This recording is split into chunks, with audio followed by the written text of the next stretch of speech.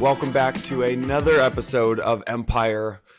On today's weekly recap, we are joined by Mr. Santiago Roel Santos. Per usual, if you missed the last two episodes, first off, shame on you. Second off, you missed a big announcement. Santiago has officially joined Empire as the co-host. We'll be running 2 episodes a week. The first is an interview episode. The second is the weekly roundup. So, Santiago, GM, sir. GM, sir. How's it going?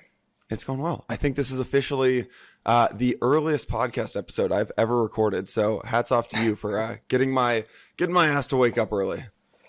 Well, there's been a lot going on in crypto, so I think this is going to be pretty exciting. A lot to cover, so hopefully we get through most of it. Great. Let's get into the big one. Sequoia Capital, crypto rebrand. This completely blew my mind. One of the biggest VCs of all time, as blue chip, as professional as it gets. Just to set the stage for folks who might not know Sequoia, founded by Don Valentine in 1972, widely regarded with basically creating the venture capital industry as we know it. When we hear names like Andreessen Horowitz, amazing venture firms, they've only been around for 10, 15 years. Sequoia's been around for 50 years. They've invested in over 1,000 companies: Apple, Google, Oracle, GitHub, PayPal, LinkedIn, Stripe, YouTube, Instagram, Yahoo, Cisco. The list goes on and on. How crazy was this, Santiago?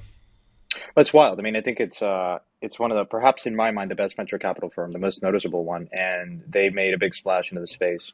Funny story. So I pitched Sequoia to get into crypto way back in 2015 or 14. And they said, no, just continue to invest in software. This sort of laughed me out of the room. And they NFT'd their YouTube memo, I think, which was a pretty remarkable kind of step. And in many ways, it continues to legitimize the asset class. And so it's quite positive. And I'm excited to see what they do. I think this is bigger than people realize, actually, for one reason. If you remember back when Paul Tudor Jones came out and publicly declared Bitcoin to be the fastest horse in the race, that was, obviously got a lot of hype on Twitter and things like that. But actually, that was one of the biggest moments in Bitcoin history because it opened the floodgates for institutional hedge funds to allocate to crypto. Previously, Yep. If you bought Bitcoin at a hedge fund, you were taking a career risk, right? If you were a portfolio manager and you bought Bitcoin and it didn't work out, that's a big career risk. If you were an analyst and you recommended to your PM to buy Bitcoin, that's a career risk. When Paul Tudor Jones openly said that he's buying Bitcoin, you no longer had an excuse not to at least consider allocating to the asset class. I mean, I would argue we've seen that for years on the venture side, but Sequoia is the name that now that they are actively allocating to crypto, actively declaring themselves a crypto native firm, this opens the floodgates for every single VC firm in the entire world. They have no excuse not to allocate to this industry. Yeah, I mean, you're sort of think about it this way, right? Sequoia has a privileged position in the venture world, right? If they want to get into it and they want to lead a deal, a founder is going to want to get money from the guys that backed, Apple. And so for them to come into this asset class really tells you everything you need to know. And so it really raises the stakes for every other venture firm that tries to compete with Sequoia in traditional venture to say, wait a minute, why are these guys going into crypto, right? And so again, it's super positive for the space. And you almost have to wonder how many of their portfolio companies, right? Because they invest across the spectrum, like software as a service, fintech, and how many of their portfolio companies want to get into crypto. And so I think that obviously from their vantage point, they probably saw a lot of their portfolio companies want to get into crypto, get smarter into crypto. And it's sort of an asset class that, again, as we continue to talk about this narrative, it is hard to avoid. And I think you're seeing the top player, in my estimation, in the venture world, come out very publicly saying that they want to invest behind this asset class. And importantly, it's I think it's, as you said, it's Web3. It's more Ethereum based. It's more smart contracts. It is a tech bet. It's not Bitcoin. And I think that is a very important distinction to what you just said around Paul Tudor Jones. Exactly. And on that point, for those who missed it, their Sequoia literally changed their Twitter bio to mainnet faucet. We help the daring build legendary DAOs from idea to token airdrops, LFG. We just hired a new editor-in-chief, came over from the Wall Street Journal. He's been at the Journal for 8 years.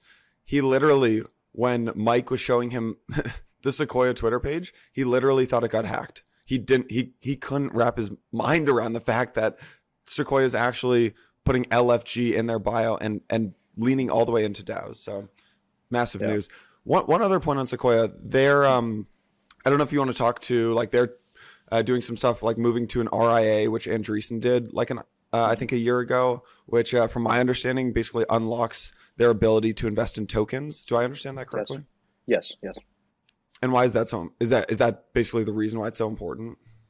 I think so. I mean, essentially, like, I think that I don't know the exact rules. We can cover it in another episode, but it is an important milestone to unlock the ability to custody tokens and invest in projects that are token related. And so, I mean, I think as we discussed in the prior episode, a lot of these funds have been interested in crypto, but as they raise sort of like 5-10 year funds, a lot of their LP agreements might have not allowed them, or the structure may have not allowed them to go into crypto. And this is obviously requires the ability to invest in crypto requires some restructuring on sort of the legal side of things. So, yeah.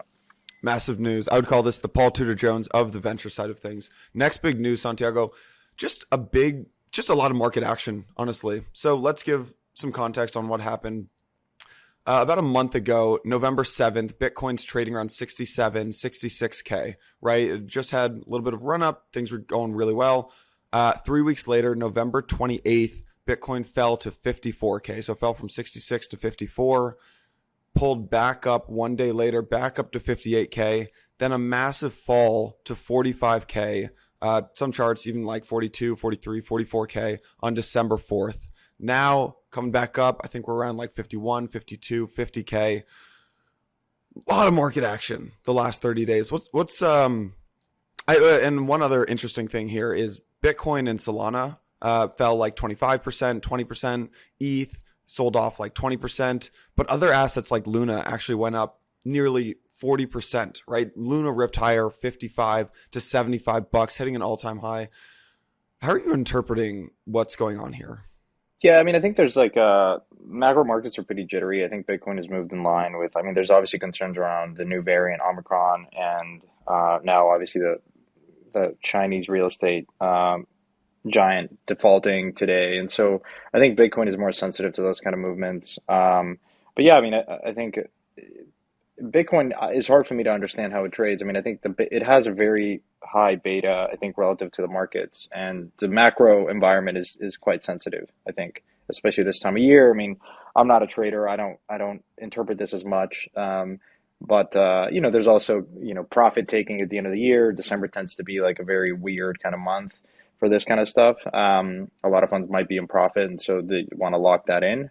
But it's interesting, the psychology of markets. You look at the sentiment, and when Bitcoin was at 66K, everyone's like, oh, definitely Bitcoin's going to 100K. I think if you look at open interest of options, like there's more open interest of Bitcoin hitting 100K than there is around like 70K or something. And so I think like there's a lot of excitement around that. And then it trades all the way down to 49 and 45, and people saying, oh man, it's going back to 30. And so it's very and weekends. A lot of this price action happens on weekends where there's low volume. And so it's important to also understand, a lot of these movements, especially on the weekends, I don't give a lot of credence to that. It's just sort of weekends tend to be very retail, perhaps sensitive, kind of retail driven price actions. But yeah, I think the other thing to note is the amount of liquidations happening also on the weekend and also during these price movements is quite large. And so funding, one of the things that I look at a lot is funding rates. Anytime funding rates go, but it really gives you an understanding of how much leverage there is in the system. And there was a fair amount of leverage going into 66K. And so you sort of saw an entire reset and wipe out of that. And these are healthy, I think, movements, as painful as it may be for a lot of participants. I think if we're, a lot of times there can't be too much leverage in the system, and there was quite a bit going up to 66K. So we're now back at a reset, and who knows where we'll go from here. Yeah, I mean, I think I have like a slightly different take, or like my thought is slightly different here. Like I think the most interesting thing for me is like this narrative that we're starting to talk about, which is the sectorization of crypto, right? You could almost make the argument that Bitcoin and blue chip DeFi have actually been in a bear market for like the last 9 to 12 months. When you look at some of these charts, and just to kind of extend that argument out a little bit, maybe not Bitcoin, but some of these blue chip assets are down like 90% relative to other things like L1s. And so a lot of people, I don't know, we always get the Twitter DMs, right? When's the bear market coming? And when I see things like BTC and ETH sell off 25% and Luna rip higher 40%, like in the last cycle, we never saw that. We never saw that. If Bitcoin sold off 30%, the Luna Luna didn't exist, but all these other things were selling off 40 or 50%, right? Yeah. Now they're kind of breaking that trend. And the other, or actually, so I'd get your take on that. Like, does this kind of further our narrative of the sectorization of crypto?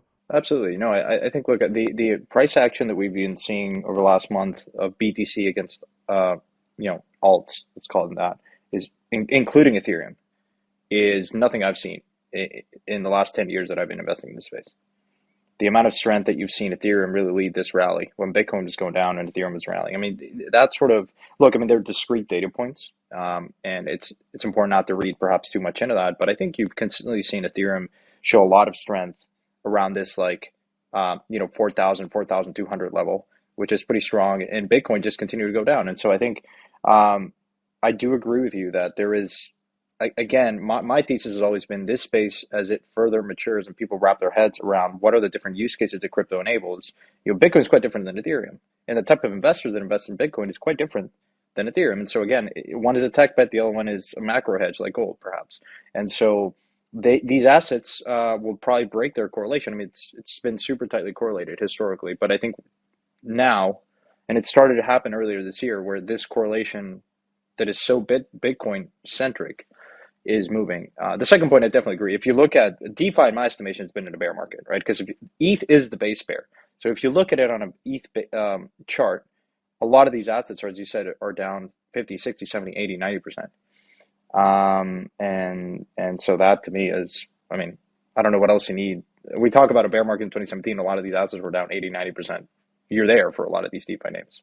Right. I think the other interesting thing to look at, how many days is the cycle lasting, right? And this first cycle basically lasted for like 200 days. Second cycle lasted for 600 days. Third cycle lasted for like 1,000 days. I'm talking days since the bottom.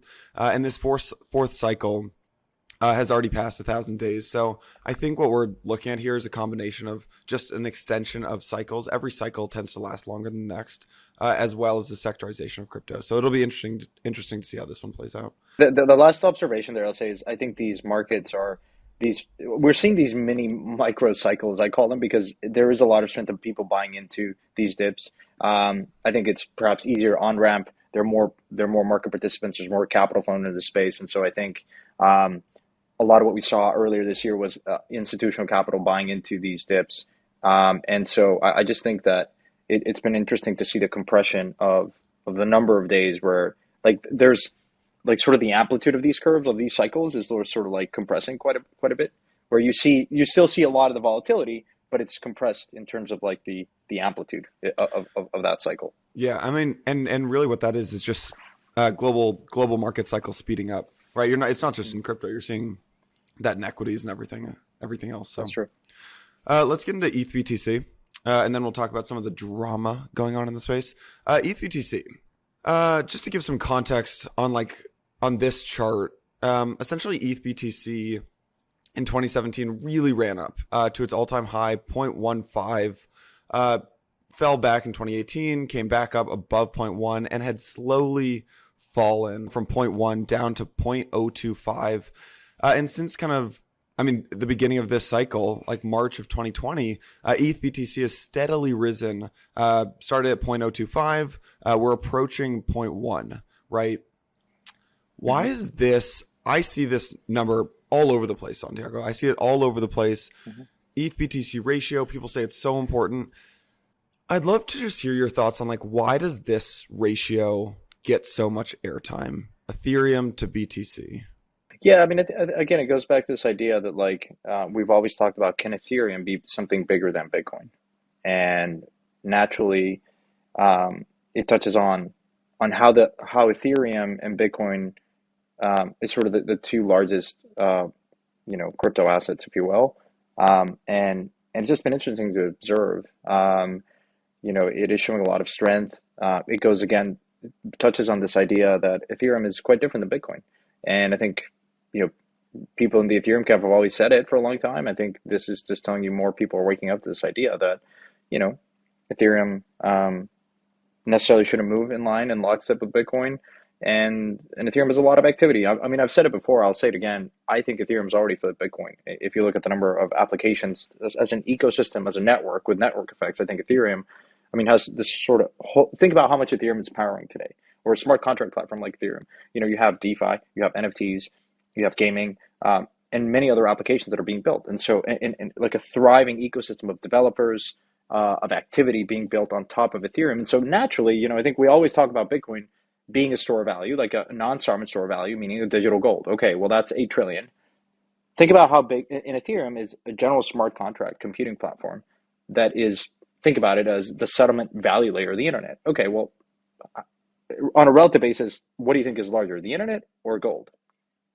Like all the activity that the internet powers and the economic sort of value that is powered by the internet versus gold, which one do you think is larger? Commerce on the internet. Exactly. And all the other kind of efficiencies, if you were to like peg, the internet's vastly larger. I don't have a figure, but vastly larger than gold. And so for me, that's sort of what I look at as, Ethereum should be larger than Bitcoin, or Solana, whatever. But and so I think like this is part of the reason why a lot of people just look at this chart, and certainly the strength of ETH versus Bitcoin as of late is pretty interesting. So I think it's just a function of more market. I was just last night talking to one of the larger traditional like hedge funds in the space, moving very aggressively, and he was telling me, look, initially my allocation, I thought of it as Bitcoin and ETH, and it was like 80% Bitcoin, 20% ETH. And then today, in a matter of 6 months, in his crypto journey, holds 0 Bitcoin. And this is one of the larger hedge funds in the world. Zero Bitcoin. Back that up. Massive hedge fund in traditional space, moves into crypto, pushing really heavily, probably buys Bitcoin early on. Now they own 0 Bitcoin? 0 Bitcoin. 0. Tell me more. Why? What's the thesis there? Because there's no reason for me to hold Bitcoin. And I look, I don't disagree with him. I personally hold 0 Bitcoin. Really? And earlier this year, I said there's really you sold no all of your Bitcoin earlier this year. All of my Bitcoin. And look, I think Bitcoin to push farther Ethereum. out on the risk spectrum, or for Ethereum. No, for Ethereum. And then I said, look, I'm going to figure out what else to do, but I'm very active investing in early stage stuff. But on the liquid side of things, I increasingly came to the conclusion that there was, at least for what I look at, there's no reason for me to hold Bitcoin.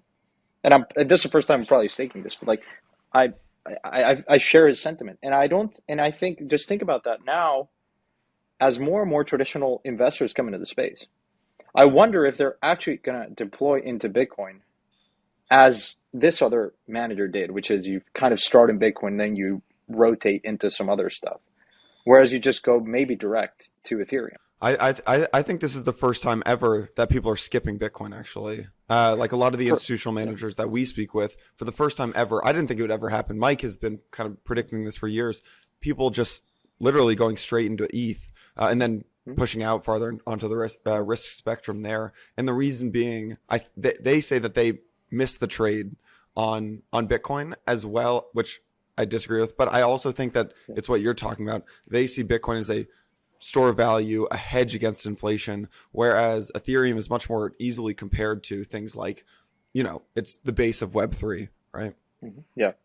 Look, I can't tell you, just to round this out, I don't think this is isolated things. I can corroborate that. I've talked to so many traditional tech funds, hedge funds and venture funds, and especially hedge funds that could easily allocate to Bitcoin. And the hour-long conversations that I have with them about the space, they don't talk about Bitcoin. And that is a dramatic shift in interest, more centered around Ethereum or Solana or Terra or some of these smart contract platforms. And so it's just more interesting for them. It's a tech bet. It's really just that. And if you're making a tech bet, I think you appreciate a smart contract like Ethereum or Solana and all the applications being built on top of that. And it's harder to see that for Bitcoin.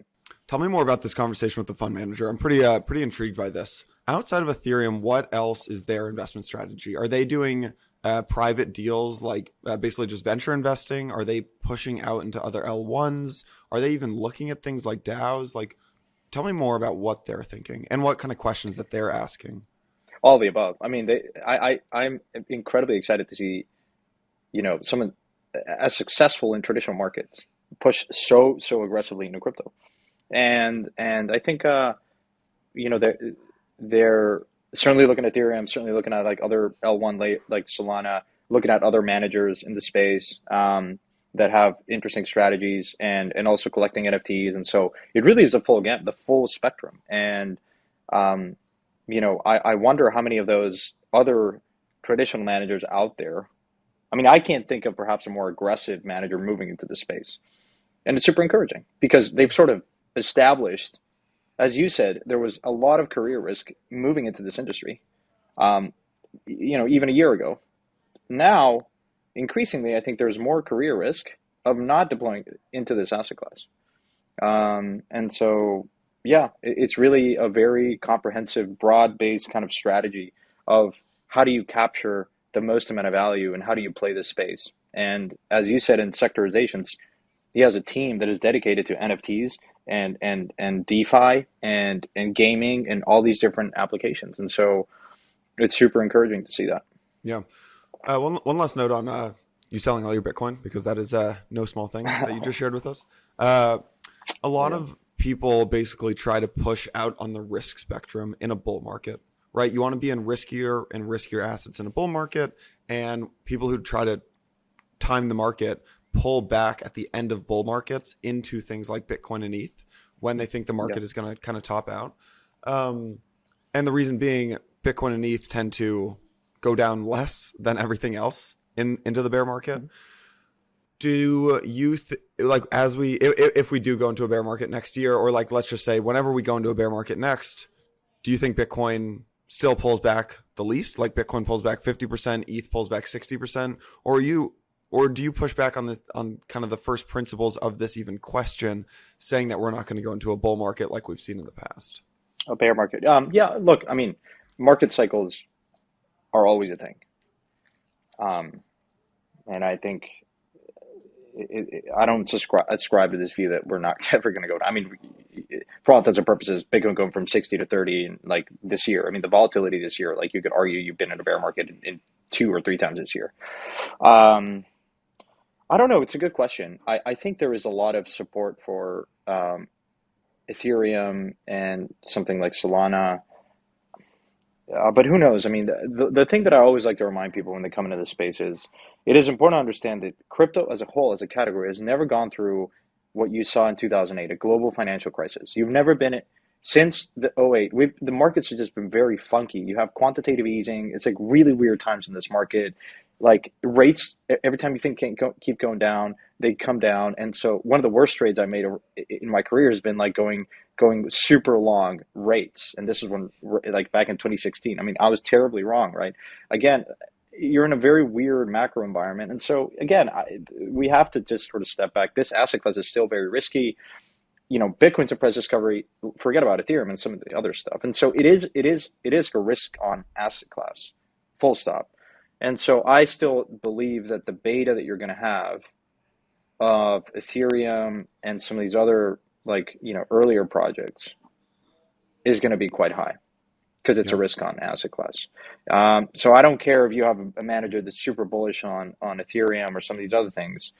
If they because it's liquid, if they feel pain in their more traditional piece of their business, which is equities and bonds or whatever, well, they're going to probably offload their crypto position. And so it's still very niche positions in their portfolio. So I just think that,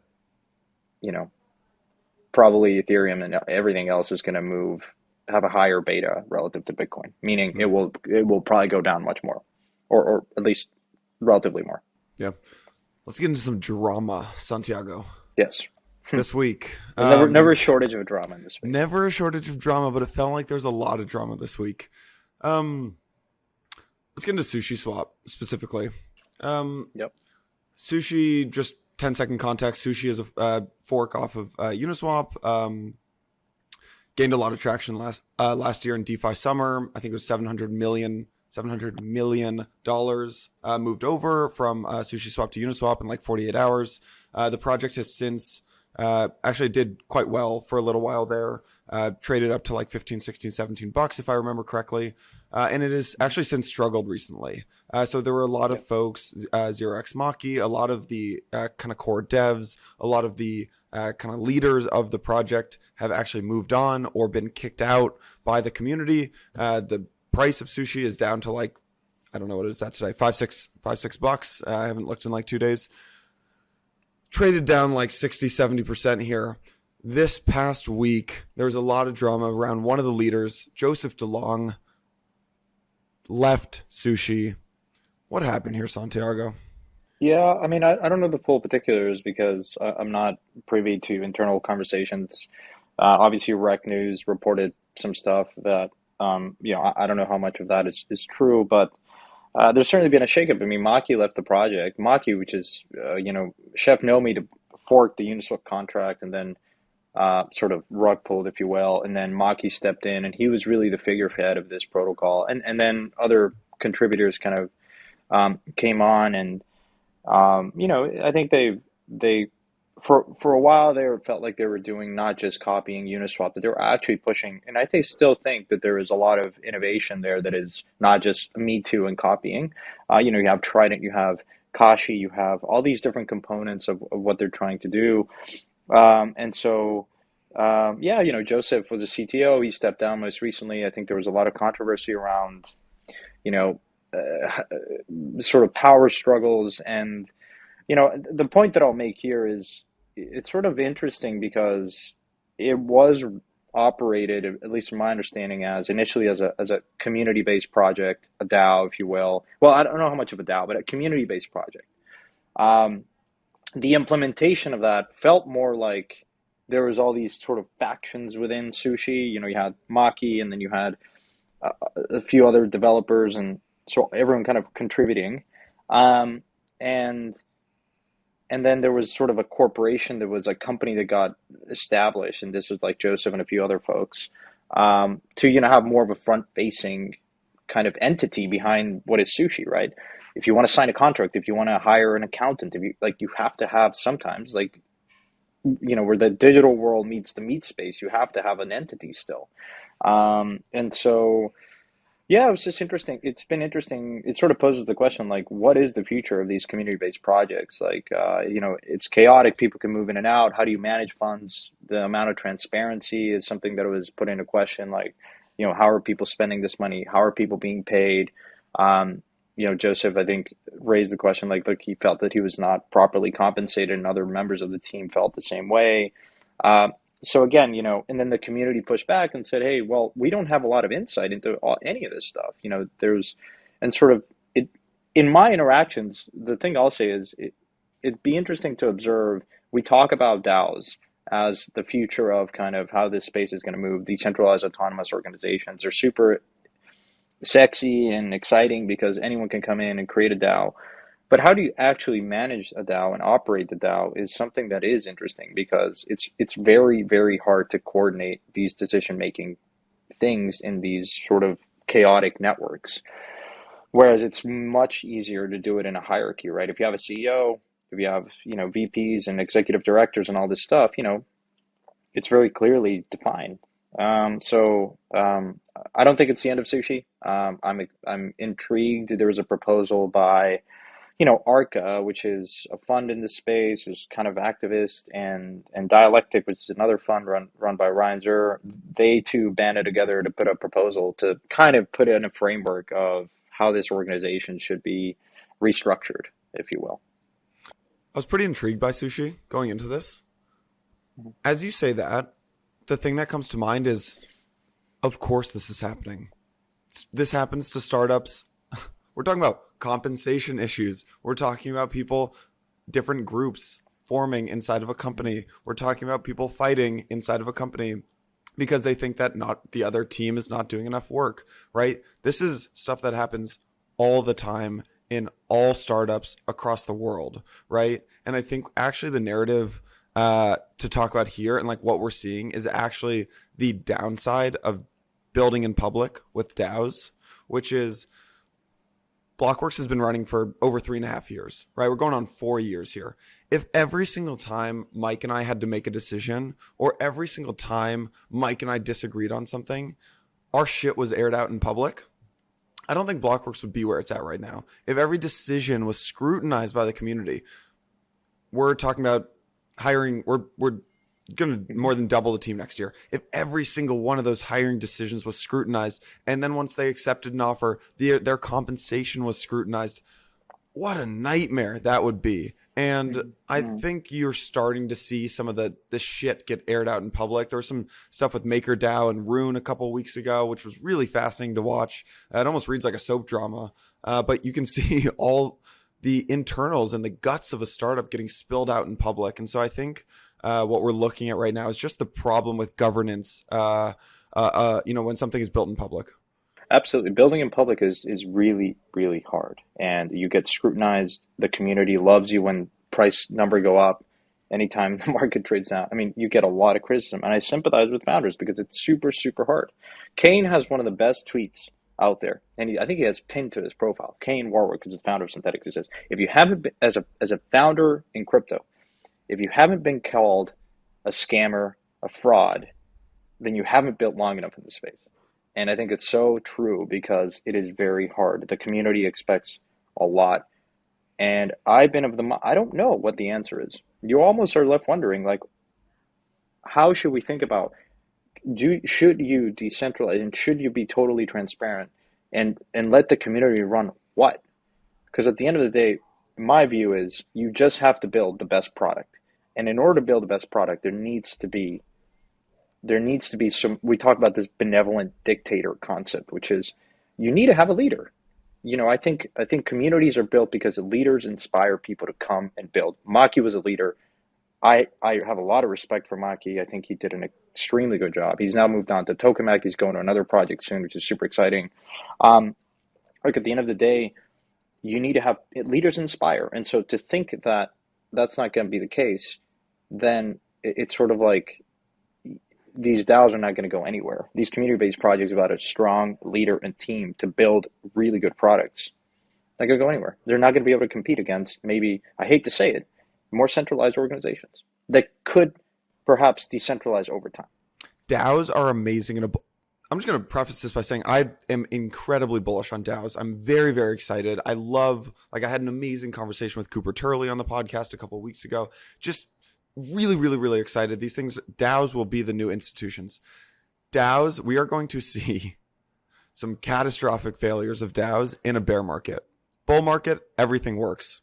Community-led, sounds so nice. In a bear market, you need a leader, right, to take over and command the ship. And there's a reason that military governance is structured how it is, right? Because it's they're operating in a war zone. And in a war zone, aka a bear market, you need a commander to come in and tell the troops where to go. You can't be really soft and, everyone's voting on everything all the time. So that's something that I'm looking at in this bear market is like, how do these DAOs perform? This is a narrative that we should keep in the back of our mind. As I would distill it is the how practical do we want to be in crypto? Because there's no shortage of ideals. There's a lot of idealism. There's a lot of theory.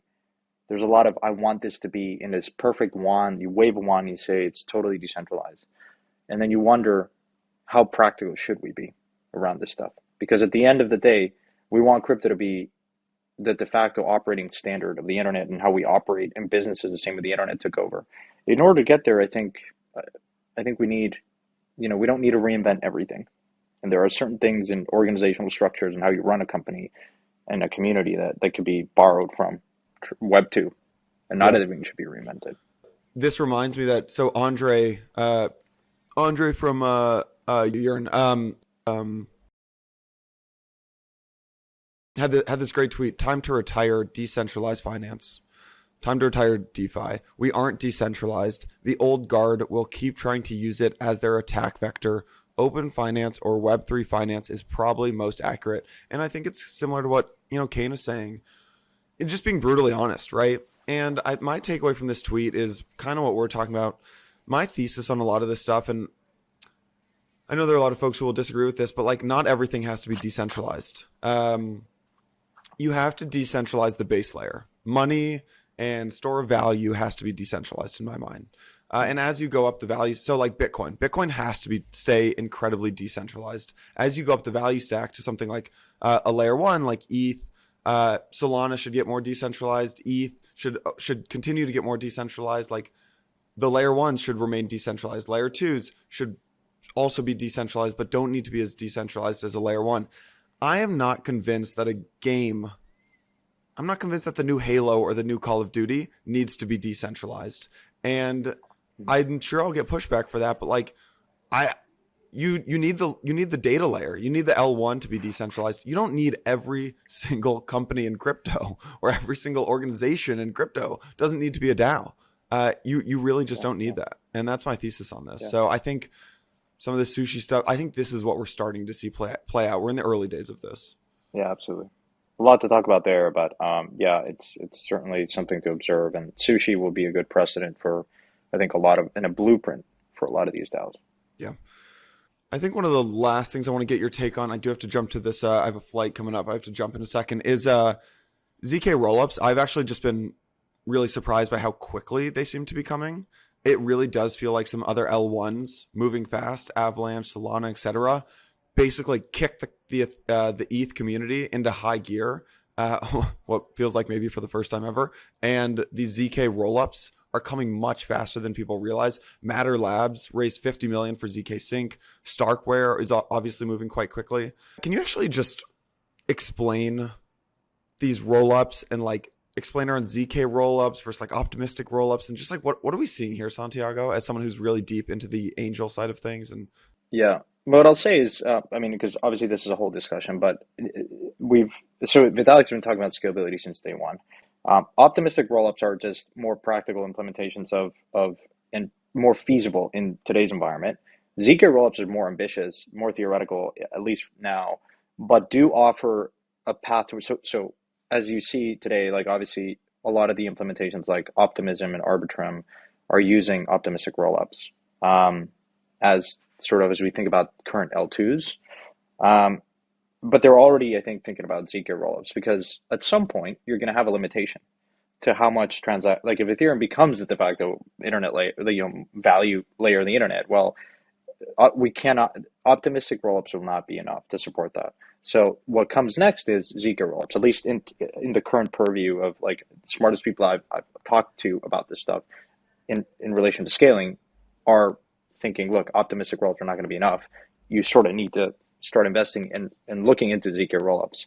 Even the team at Arbitrum, that I'm an investor in, like they're thinking about this stuff, right? Because they know that at some point there will be a limitation to optimistic rollups.